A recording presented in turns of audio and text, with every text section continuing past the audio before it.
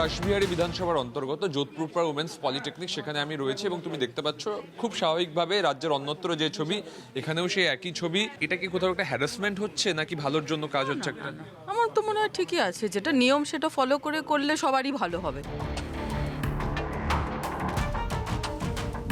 বিনা যুদ্ধে নাহি দেব সূচাগ্র মেদিনী। একদিকে আছেন তৃণমূলের নেত্রীরা, অন্যদিকে ওপাশে আছেন বিধায়ক শঙ্কর ঘোষ।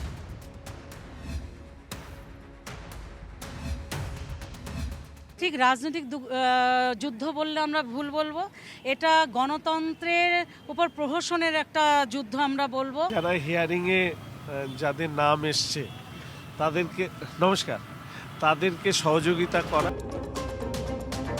নাম নিয়ে গড়মিল ছিল তৃণমূল নেতা জয়ন্ত করের এবং তার পরিবারের ক্ষেত্রে কিছু। প্রশাসন যদি আমাকে বলে উদ্বিগ্ন হওয়ার কোনো কারণ নেই, এটা বিএলওর অ্যাপ থেকেই ঠিক হয়ে যাবে, তাহলে আমি তো স্যাটিসফাইড।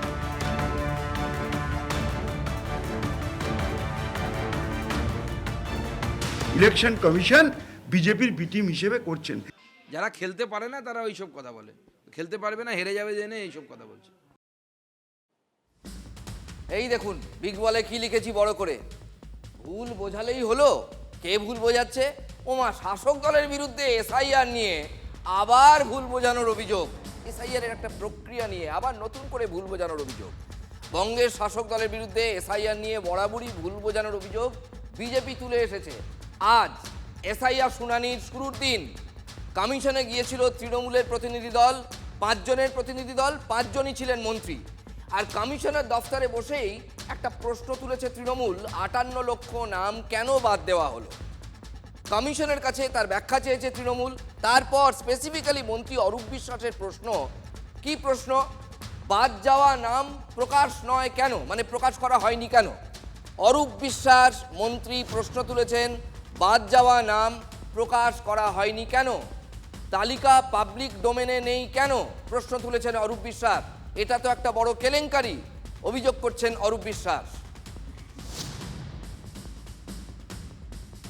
বারবার কেন্দ্রীয় সরকার তিনি ভোটার ঠিক করে দিচ্ছেন। প্রথম কথা যে 55 লক্ষ নাম বাদ দেওয়া হলো, তার তালিকা তো যে কোনো মানুষ পেতে পারেন, পাবলিক ডোমেনে আসা উচিত। কেন এই 55 লক্ষ মানুষের নাম পাবলিক ডোমেনে আনা হচ্ছে না? এটাই তো একটা সব থেকে বড় ষড়যন্ত্র, একটা বড় কেলেঙ্কারি। এই খেয়েছে রে, কি বলছেন মন্ত্রী মশাই?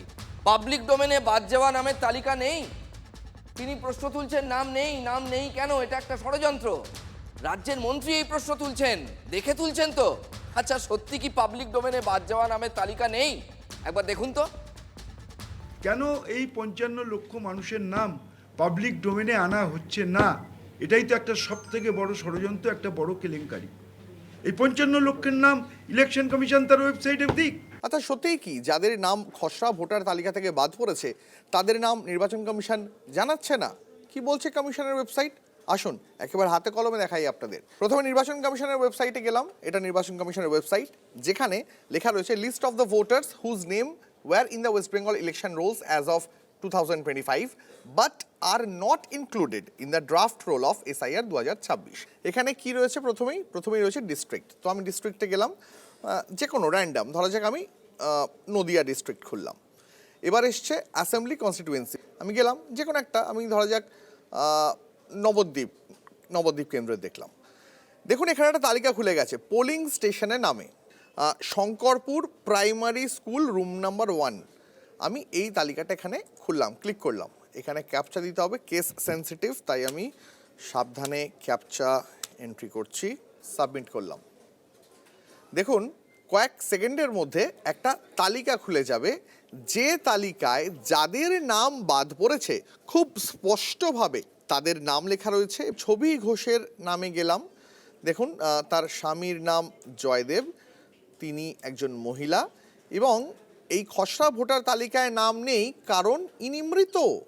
আরও একটা, ধরা যাক এই বিশাখা ঘোষ, আমি র্যান্ডমলি একেবারেই দেখছি, যার স্বামীর নাম অমিত, যিনি একজন মহিলা, তাকে খুঁজে পাওয়া যায়নি বা তিনি অনুপস্থিত, তাই খসড়া ভোটার তালিকায় তার নাম নেই।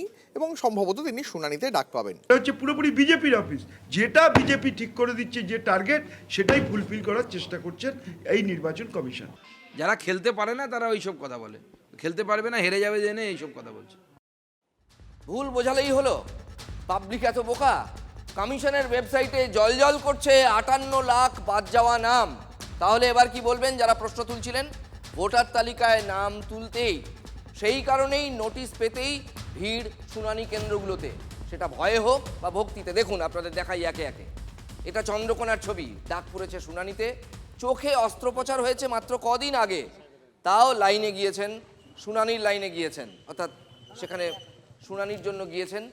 12 বা 5 দিন আগে অস্ত্রোপচার, কালো চশমা পরেই এসআইআর এর লাইনে চলে গিয়েছে। এবার দেখুন আর